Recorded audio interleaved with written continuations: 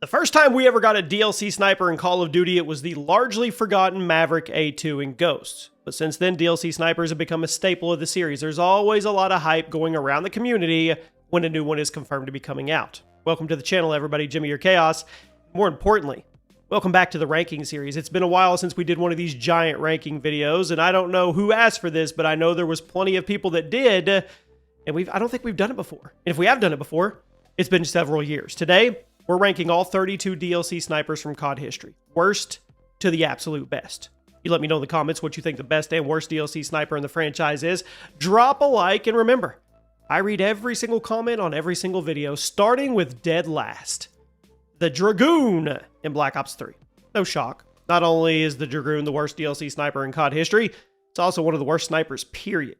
Now, in the gun's defense, it was made awkward on purpose because it was supposed to be a throwback to the old school sniping mechanics of COD 4 and BO1, but in a game like Black Ops 3, it just made it feel really bad, sluggish, slow, which made it absolutely terrible in a game with advanced movement and wall running. On top of that, you weren't even guaranteed a one-shot kill. Easily the worst of the bunch. Before we move on, guys, if you are looking for any type of gift card in the video game world, check out g2a.com. They have a sale going on right now. The link is at the top of the description. At number 31 today, we've got a long way to go.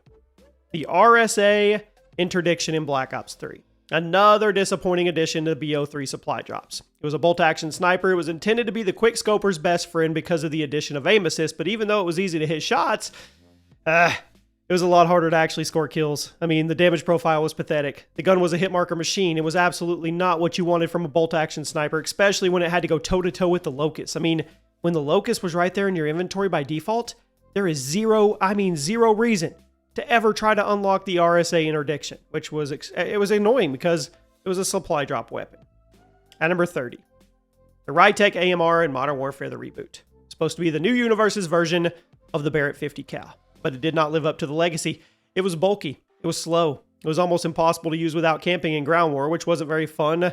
It wasn't a fun way to play the game to me. Even if you like camping with snipers in ground war, the Tech wasn't even the best gun then. It was completely outclassed by the others, the HDR, the AX50. So truly, what was the point of it? It was hot garbage. Totally crapped on the legacy of the Barrett 50 cal. I'm still upset about it. I'm not that upset about it, but you know. At number 29, the Vendetta in Black Ops 4. BO4 players were waiting such a long time to get a DLC sniper, and when they finally got it, they got this. Not only was it a semi-auto spam sniper instead of a traditional one-shot kill machine, it was also a very low damage weapon, which made it super unsatisfying to use in a game with a long time to kill. You would have to hit someone 3 to 4 times to drop them. At that point, use a real sniper. Heck, use a different semi-auto weapon that would take less shots to kill. The community was pissed off. I mean, could you imagine waiting weeks and weeks for a DLC sniper to be added to the game, and when you finally get your hands on it, it's a weaker version of the FAL, and it has a sniper scope, because that's basically what it was. At number 28, the ZRG 20mm in Black Ops Cold War. Now, I know some people will insist in the comment section this gun was better than people gave it credit for. Nah. A bolt-action sniper, I mean, it had a very forgiving one-shot kill range, yeah, but it was also extremely heavy, weighed like 4,000 pounds. Not truly, but it felt like it. Almost impossible to use aggressively because you were literally walking around in quick stand. I mean, it was nice to basically always get a one-shot kill, but it took you 5 years to lift the scope up to your eyeball. Was it worth it? I don't think so. At number 27, the Proteus in Infinite Warfare. Now, everybody remembers the Proteus for being broken at launch, right? Literally an aimbot built into it, but everybody completely forgot about it the second it was patched. That's why it's so low. This is the most average gun of all time once the aimbot bug was fixed, and there wasn't any reason to use it. It wasn't horrible, it just wasn't good. I think 27 is a fair place. We're currently at the point in the ranking where guns aren't bad, they're just not very memorable for one reason or another. At number 26, the HDR in Black Ops 6. It was a fan favorite in Modern Warfare. I mean, the power, the large multiplayer maps, the strength in Warzone, and while the BO6 version of the HDR will still, it'll still be a powerhouse in Warzone, the multiplayer version, it's not very impressive compared to the other snipers in the game. The fire rate was slow, the handling was subpar. I mean, you could use something more mobile and versatile. Again, it's not that the BO6 version of the HDR is bad in multiplayer, just really wasn't much reason to use it unless you were trying to level up in Warzone, if you ask me. At number 25, the DBSR 50 in Black Ops 3, the double barrel sniper rifle. Now, it did have some interesting personality traits, such as the fact that it didn't come with a sniper scope. You could fire it twice before needing to rechamber your next couple shots. That's cool. It's kind of a love it or hate it weapon because of those. Damage felt inconsistent at times. Lack of proper sniper scopage made it really difficult to be consistent unless you were really good at close range sniping, which was really difficult to do in Black Ops 3. Now, some people made the DBSR work in their favor. Most people who were lucky enough to pull it from a supply drop, they just ended up putting it down and forgetting about it. At number 24, the SVO in Advanced Warfare. The Dragunov return in AWI. I don't know. I mean, you guys know how I feel about the Drag. I hate the gun. Now, I admit, some versions of it have been better than others, but it's never really crossed my mind in a positive light. In a game as fast-paced as AW, I didn't understand how you were supposed to use a sniper rifle with such an inconsistent one-shot kill range. This is another gun that some people were able to make work in their favor, but you had to be really specific with your playstyle in order to do it. Most of us just put it down. Other weapons were way more reliable. At number 23, the Threeline in COD World War II. Do you think they're going to get COD World War II fixed? There's so many sniper rifles in the game. You're going to be hearing a lot about them on the list today. Now, out of all the DLC snipers, I think the Threeline was the worst. Not because it had bad damage, but because it was really awkward to use compared to other options. The damage was high, but that zoom on the scope was really far in, and that reticle in the center of the screen, to me, it was hard to use. Other snipers were just as reliable and much easier to use, so the Threeline was never that popular. At number 22, the Carrick 300 in Modern Warfare 2 2022. I might be biased against the gun since it is the WA 2000, a gun that I was never too fond of. I saw what they did there, and I never really heard anybody say anything positive about it. So here, it's not awful. It's functional. Just not something you really think about after playing a few games with it. It got the job done, I guess. Nothing more. I think it's a fair place to put it.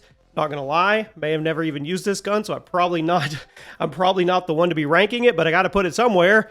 Not particularly bad. Not particularly good. At number 21, the Gorenko anti-tank rifle in Vanguard. Now, I like that name. I thought this sniper had some awesome effects. Had some really cool animations. Certainly satisfying to blow people away with it because how quickly Vanguard played. It wasn't the best overall choice in most situations, though. I heard some people had fun with it in Warzone, but that was Warzone. This is multiplayer. Can't really say much about it. Decent, satisfying, not exactly versatile due to how much you would have to slow down in order to use it effectively. At number 20, the Trek 50 in Infinite Warfare.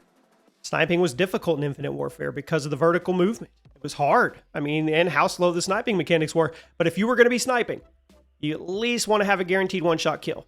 And that's what the Trek 50 was. Basically, Infinity Ward's version of the Moors, giving you one bullet in the gun at a time. In return, you got a hefty damage boost. It was virtually impossible to hit a hit marker with. Now, hardly anybody was sniping in the game, but the ones that were, they did work with the Trek.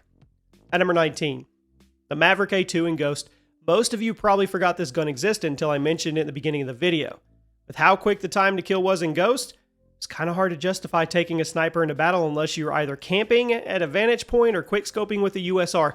Now, most people forgot this semi-auto sniper existed, especially since it was paid DLC, but I kind of have a soft spot for it.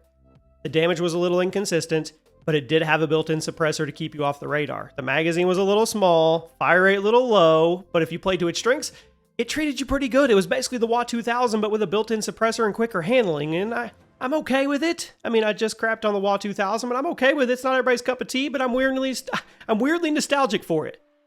At number 18, the lever or lever, how do you say it? It's lever. Lever action in COD World War II. One of the hardest sniper rifles in the game to use, also one of the most satisfying, as well as one of the most enjoyable to watch. Had a pretty quick fire rate, fast handling was there. It also had a relatively small one-shot kill range, which meant you had to aim high, you had to stay consistent, kind of the ballista vibe from Black Ops 2. I was never good at super quick playstyles with sniper rifles, but in the right hands, the lever action was a clip machine. At number 17, the WZ-35 in COD World War II. What a name. Pretty standard, but reliable bolt-action rifle, added to the surprise update in June of 2019, about a year and a half after the game came out, it was unexpected but appreciated. May have been pretty forgettable. It was definitely viable, and even though most of you probably forgot it existed, maybe never used it, you can see the gameplay on the screen. It had potential. Wasn't anything wrong with it. Just solid, reliable, bolt-action rifle. At number 16, the PTRS-41 in COD World War II. Now, the World at War PTRS is one of my favorite snipers in COD history. COD World War II version isn't even as remotely good, but it's not bad. It's decent. Had some similar problems to the Threeline rifle in the sense it was clunky and the reticle was sometimes hard to see when you were aiming down the sights, but it did make up for those flaws by being semi-automatic. Had really good ammo capacity, could apply more pressure than a bolt action could. Again, nowhere near as good as the World at War version, but decent enough. At number 15, the D25S in Modern Warfare Remastered. People were pissed when this DLC sniper was added to the game, and I get it. Rightfully so. This was one of the first DLC guns to be added to the game, and when you get down to it, the D25S was basically just a reskin of the M21, which was already in the game. So it was pretty lame that there was a DLC sniper added to the game in the first place, and it was lamer that it was basically just a reskin of a gun that was there. But at the end of the day, it was decent. It didn't break the balance of the game, so I'm going to put it at the halfway mark. At number 14, the M36 in COD World War II. So many COD World War II guns. This was another super late addition to the game, being added to the game on July of 2019 with a surprise update, basically no ceremony from the developers. Pretty standard, reliable sniper, did everything well enough, had some satisfying sound effects, had good animations to go with it. Now, not many people actually used it since it was added to the game so long after the game came out, but if you were playing COD World War II through the Xbox Game Pass, or if you were before it crashed, give it a try. Or did you give it a try? I don't know. At number 13, the Type 38 in COD World War II. The first DLC sniper added to the game. Pretty popular with the community. Firing sound was great. Animations were sleek. Also had a pretty good one-shot kill range. Had good handling speeds. Unique scope. Gave it some extra personality. It did a good job at standing out among all the sniper rifles in the game, and there was a lot of them. There was a lot. Although it was a little strange that it was in this game at all, considering the fact it was a Japanese rifle in a game where Japan was totally absent as a faction, but we're not here for historically accurate. At number 12, the XPR50 in Black Ops 3. The remake of the Black Ops 2 fan favorite went over pretty well with the community in terms of gun remakes. It was pretty faithful. Semi-automatic, relatively low fire rate, super high damage, made it a one-shot kill in most situations. It let you take advantage of that solid ammo capacity. It wasn't as good as some of the other base snipers in the game, but at the end of the day, it was the best DLC sniper in Black Ops 3. It did a good job at recapturing why people like the Black Ops 2 version so much.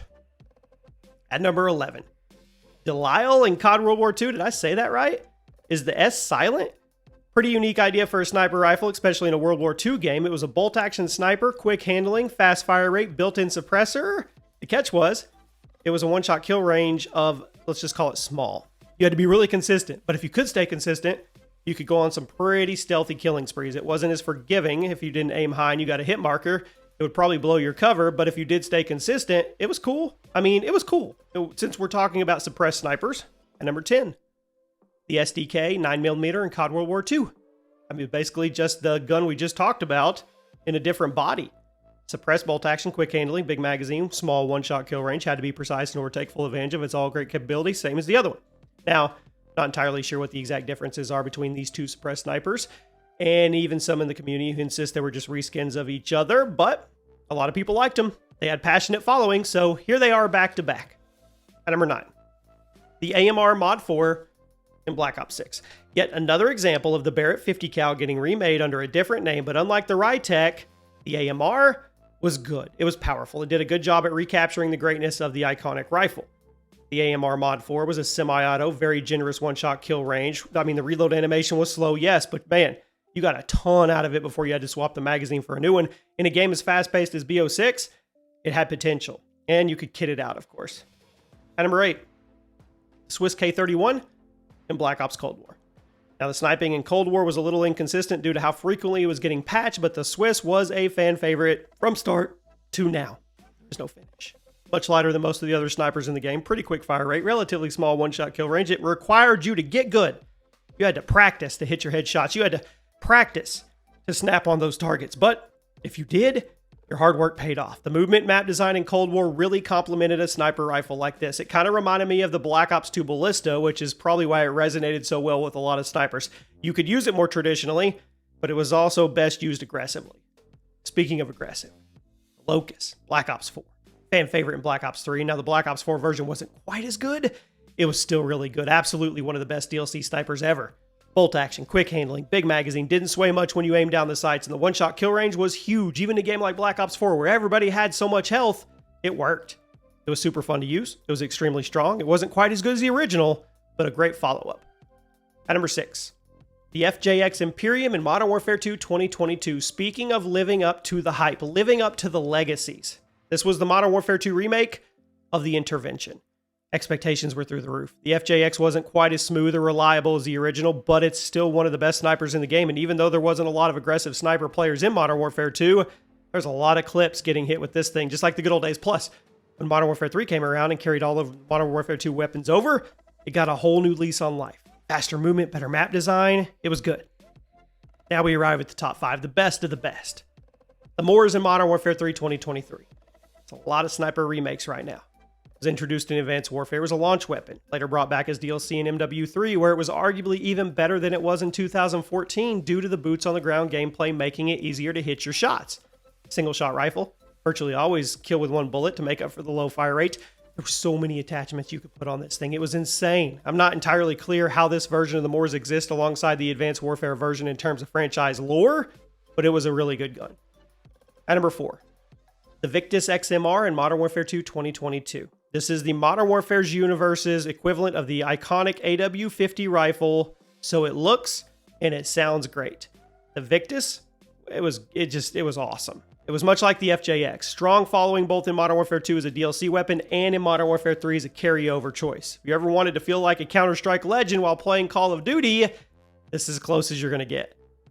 At number 3, the XRK Stalker in Modern Warfare 3 2023. Basically the Victus, but specifically designed for the faster pace of the game. It was good. Once again, looked and sounded awesome, but that fast handling and a whole bunch of attachments made it better for the setting if you ask me. I can kind of go either way here. XRK, XMR. These rankings probably could be swapped either way depending on who you are. You guys let me know. At number 2, the Tac Aggressor in Modern Warfare Remastered. I remember saying back during the MWR era that if Raven Software was going to put DLC weapons in the game, they should stick to legacy weapons to keep the theme consistent. Well, the Tac Aggressor is a legacy weapon done right. It's a remake of the Intervention from Modern Warfare 2, and even though it was a much simpler game like MWR, all the best aspects were carried over perfectly. It zoomed quickly, had a fast fire rate, hit great clips, feeds, the one-shot kill range was wide enough to make it consistent, but not so wide it was overpowered, and on top of that, firing sound, just like its older brother. I'm not about to say it was better than the classic, but they hit it. They hit a home run. And at number 1 today, the best DLC sniper of all time, the Havalina AA50 in Black Ops 4. I'm going to describe this gun to you. Semi-automatic, super low recoil, quick handling, great ammo capacity, decent fire rate, very generous one-shot kill range. I really don't have any clue how Treyarch thought this gun was okay to put in the game, but they did. We did a list of the top 20 COD sniper rifles not too long ago, and several people asked where the Havalina was, and I have to apologize. It should have been in the top 5. I messed up. This gun was absolutely busted through and through. If you ask me, it was the best DLC sniper ever put in a COD game. It did way too much, way too easily. Best sniper in a game. Definitely the best DLC sniper in the franchise. There you have it, my friends. Let me know where I got it right. Let me know where I got it wrong, and I'll see you soon.